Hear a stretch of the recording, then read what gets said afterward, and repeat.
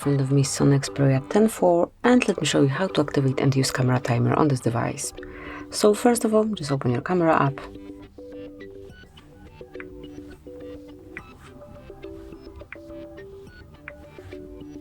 Then click on settings icon right here. And now locate self timer. And just pick 3 or 10 seconds delay. I will go with 10 seconds. Let's go back, and as you can see from now on, you can grab a picture with 10 seconds delay. Over here you'll be able to see and also hear the countdown.